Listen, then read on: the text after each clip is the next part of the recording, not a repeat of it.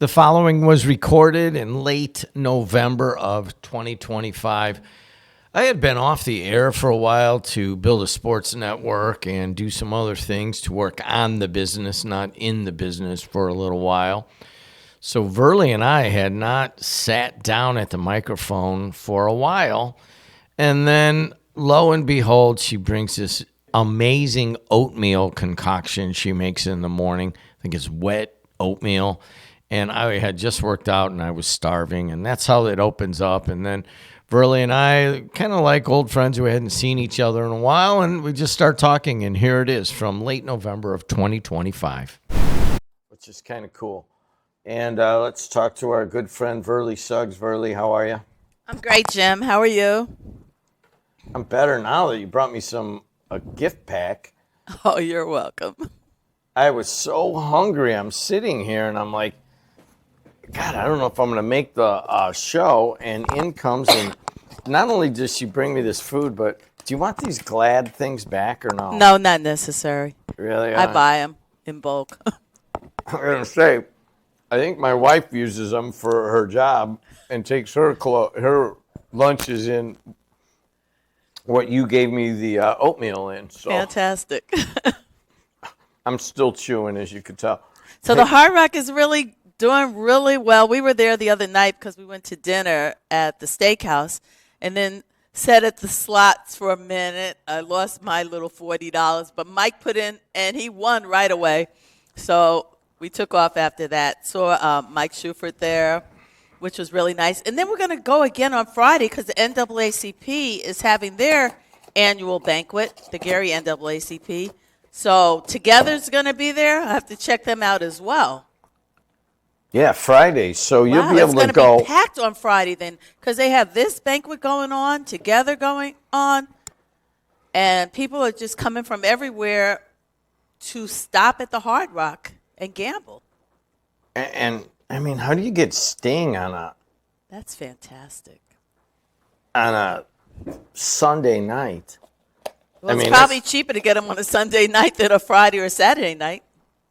That's true.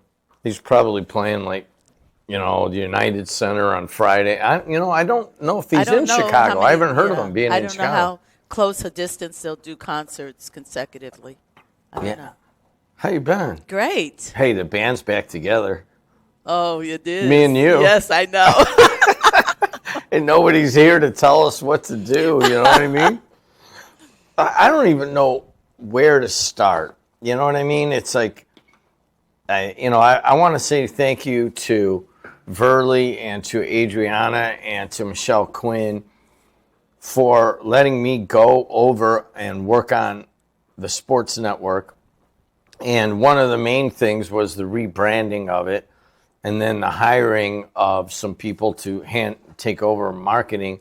I would have never been able to get that done if I had to wake up at 4:20 and come in and do a show and then do podcasts and all that.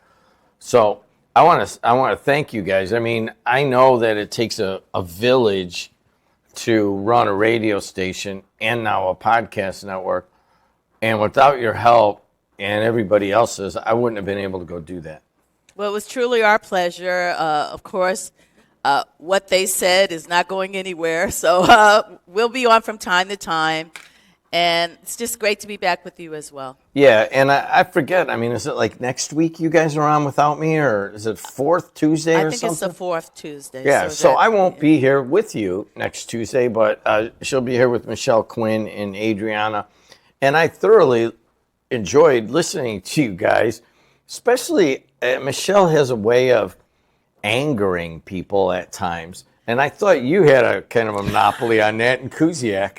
But no, Michelle Quinn gets put into that category also, partly because she's got pretty strong opinions. Well, she has strong opinions, and people want to question her credibility, but she's extremely credible.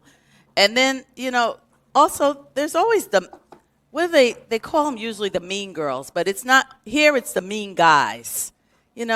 People who feel that they have to make fun of somebody. It's so juvenile, but Michelle can handle it. I do want to talk about one thing before we go to the phone lines. And thank you for calling. I'll get to you guys in just a second. But I want to open up the show today talking about the redistricting aspect.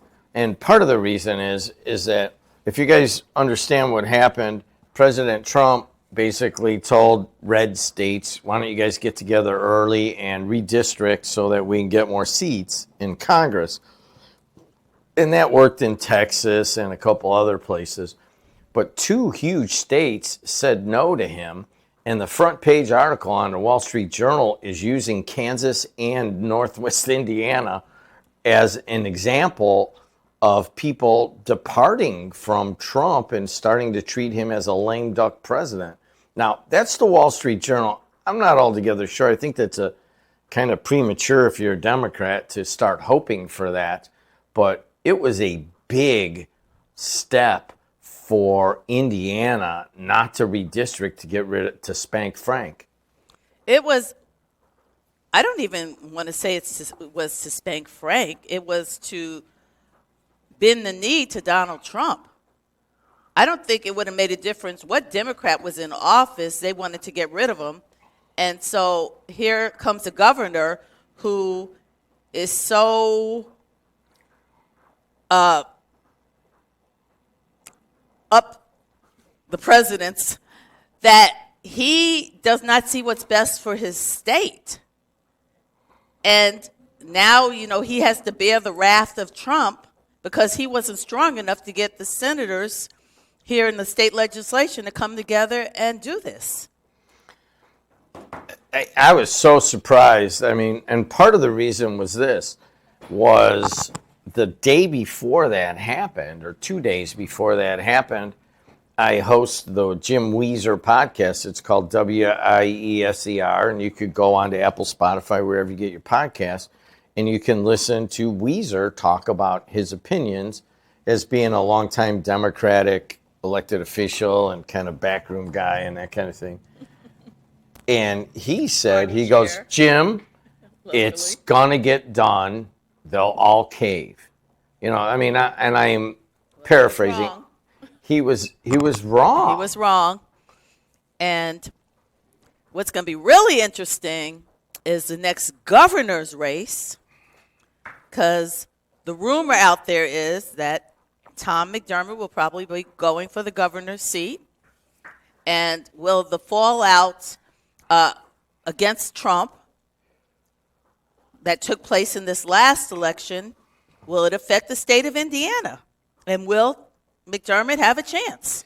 I mean, didn't we vote for Obama? Yeah, that's what I'm saying. So this might be the time, the opportunity. The Mayor Hammond wants a statewide position. He comes out and runs against Braun, who is making some unpopular decisions. Who knows? In a weird way, a little bit. And if he has a buy on his ticket, then, and I don't mean a BUY, then that's an added plus. All right, so Tom McDermott running for governor as a Democrat in the state of Indiana seemed like almost kind of like a joke 5 years ago or 10 years ago, okay? First of all, maybe he didn't kind of reach that status, I guess. And second of all, it's like we're like a 61% Republican state, right? But it was less than 20 years ago that we elected Barack Obama from this state. Part of it, I forget even who they were running against, but it wasn't a real popular Republican. And I forget who it was. McCain? McCain, yeah. So from a marketing standpoint, as you guys know, I do the Mastering Local Marketing podcast every Thursday with Matt Hansen. And he has me thinking in certain terms of like, well, what'll work? What's a strategy? What's a strategy? If I was advising a Republican right now, I would be like, all right, come here. What is it you want to do? Well, I'd like to get elected and maybe get elected to a higher office or maybe solidify my position. And I would ask, is the best thing for you to do that right now, to work, lay down for Donald Trump and show your fealty to Donald Trump, or is the best thing right now to show your independence from Donald Trump? And I would say that you could probably hedge your bets. You could kind of stay in the Trump fold, but Trump came out and named Indiana Republicans, and several of them, that he wants to go after them and he wants to primary them. I mean, these are just people that like live down the street from the school and they go to the library and they're just like state reps and state senators, and he wants to go after them. I don't think that it hurt those people to stand up to him. I think that the next stage for Republicanism will be trying to find the people that were able to maintain their independent voice during the kind of Trump years where Trump had the hold on the Republican Party. Your thoughts? Well, I would say that their constituents, I'm sure, reached out to them at some point. And so they are supporting what the voters support. And regardless to what Donald Trump wants, people are starting to distance themselves. I mean, look at Marjorie Taylor Greene. Unbelievable, the little petty tantrum that's taking place between the two of them, name calling and what have you. She was one of his staunchest supporters. But the minute you step out of line and question something that the president does, you become his bitter enemy. And that took place in his last administration when people were leaving office and writing books, tell-all books, and then he tried to diminish their character. That's what he does. If anyone is intelligent enough to realize that his character is the main character that is questionable, then they would see through him. But a lot of people haven't yet. But I think in time, they're going to whittle away the influence of Donald Trump on the Republican Party. And then we can actually look at our country again and say that the possibility of good leadership, sound leadership, is taking place. Because I question him. Bombing these boats out in this. How do you know who's on these boats? And what happened to due process? How do you just see something, say the boat's laden with drugs, even if it is, and you don't even arrest anybody, you just kill them? Is that the society that we want now? That if someone commits a crime or allegedly commits a crime, that they are automatically taken out? I think he's watched too much Tom Clancy movies. He's watched too many Tom Clancy movies or read, and I doubt if he's read too many Tom Clancy books. I practically have read every single one. And so what he is doing is just out of one of them practically. I don't go as far as you do on the kind of the anti-Trumpness, but just from a marketing standpoint, that you can feel it. Front page of the Wall Street Journal today. By the way, if you're listening to this at another time, this is being recorded on November 18th of 2025. And I'm just charging my phone, so I don't have it. But I read it this morning, and they specifically mentioned Kansas and Indiana. And then I saw one of the talking heads on one of the shows say, well, it's not that surprising, because Kansas, although a red state, has always had a really independent streak, and so has Indiana. They're kind of like the two most independent, thinking red states.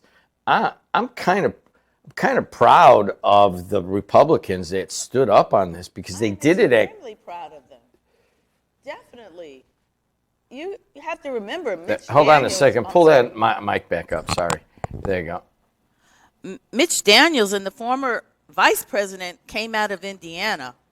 And the fact that both of them have stood up against some of the things that are taking place within the Republican Party just shows you that all Republicans do not follow Donald Trump mindlessly.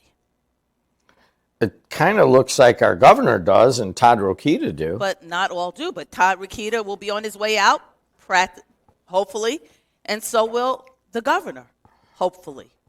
Yeah, I just, I disagreed with Weezer. I'm like, Jim, Indiana is a lot of people that really, I mean, there's a lot of truly, deep down Republicans that want to follow Donald Trump, but there's a lot of people that I always put them in. And I got a bunch of cousins in and around Indianapolis. They're in the leave me alone Republicans. I don't want to deal. Just leave me alone. I'm a conservative person with my finances, with my morals, with my life. I'm married and I live a reasonably staid life. And some of this kind of stuff that is like all swirled up and there's constant weird things happening. They just can't handle the pace. If anything else, I keep talking about the pace. And I'm like, these Republicans, like my cousin Dwayne and like all of my family, I feel like they're kind of getting tired of it. And I'm not sure what it is. Well, as it should be, because, I mean, if you put Donald Trump as your example of morality, then you definitely have no clue what morality is. All right. So on the other side, it's pretty clear that your Democratic Party, I don't even know what they stand for right now. I don't know a plan. They stand for working people. They stand for everyone being able to provide food on the table for their families, health care in the event that someone gets ill, being able to have affordable homes and housing.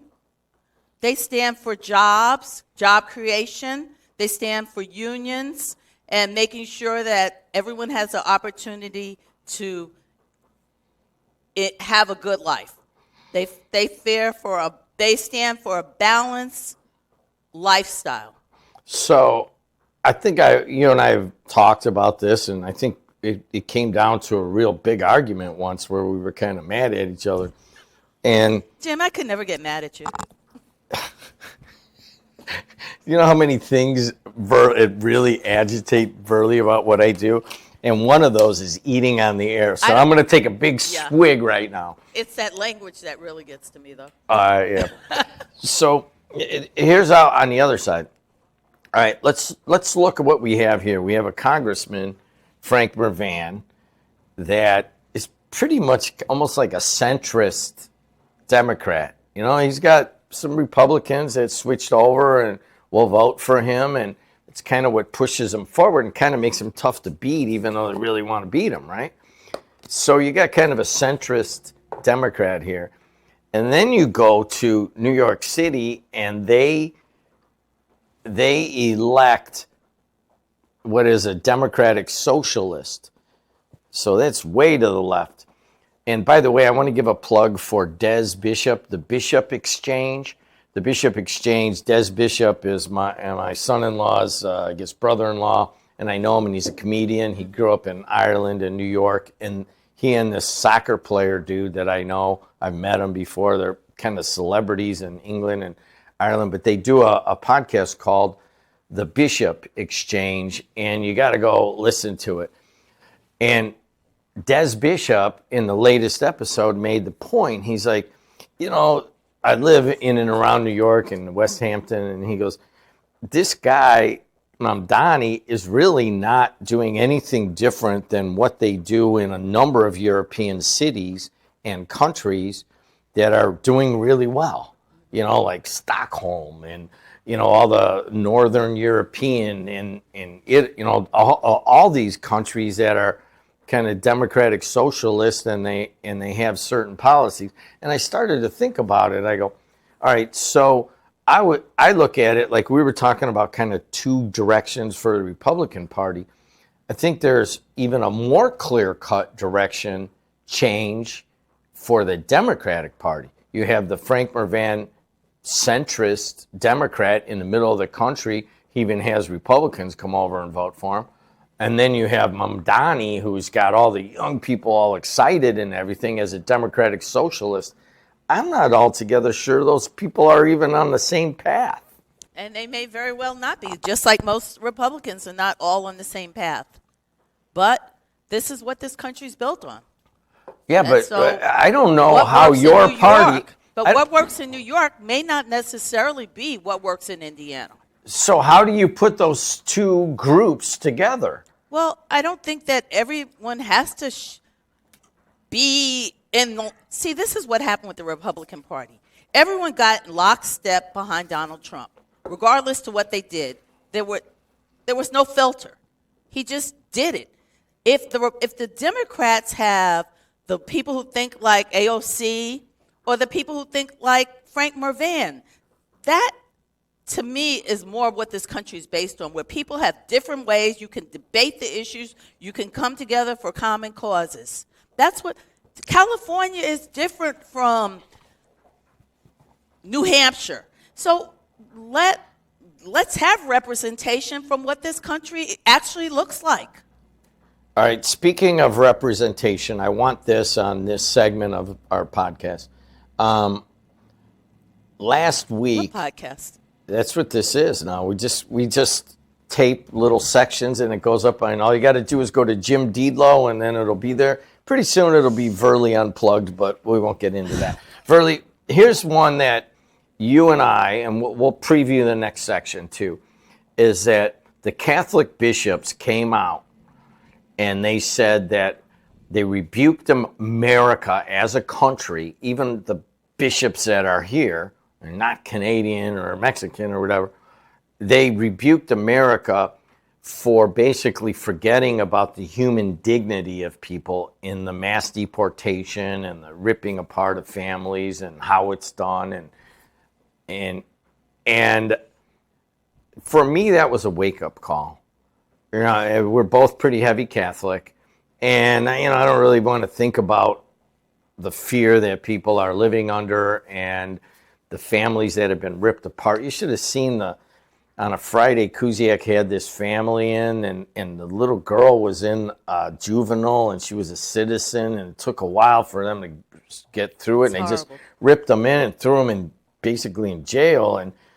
And then the meter reader in Cicero, he comes on there, he goes, man, I couldn't remember the hospital I was born in Berwyn, and so they threw me in the tank, you know what I mean? And I think that the bishops brought to light something I didn't personally want to look at or think about.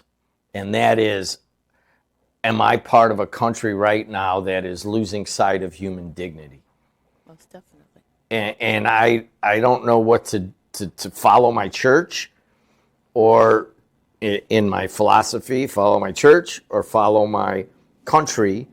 And when I come on the air, I've got a specific, I got a platform. People are going to listen to what I say, and I try to think it through. And typically, I just say, hey, this is America. These are the rules, and this is what we're doing. And we elect, the whole system's set up like this. And if we voted for people that want to do this and just rip people out of their homes in that way, criminals or not, and then it did not come real until I'm like, man, now my church is telling me this. And it reminds me of Father Weiss when I was a kid. I'm sitting there in like third grade and fourth grade and fifth grade. You know what it's like when you listen to the same priest all the time. And his whole thing was, you remember this as you get older. You follow the laws of God before the laws of man. And I'm like, holy moly, Father Weiss is like hanging over me right now. Anyways, how about you? Advice. Let's take a break. That was from late November of 2025. It was just Verlie and I just kind of talking early in the morning. And then, of course, we would go on to the rest of the show and take calls and that kind of thing. So I hope you like it. Don't forget, you can go to Apple or Spotify anytime and you can listen to my stuff. Just type in Jim Deedlow, Dedelow, and there it is. Till next time, see you later.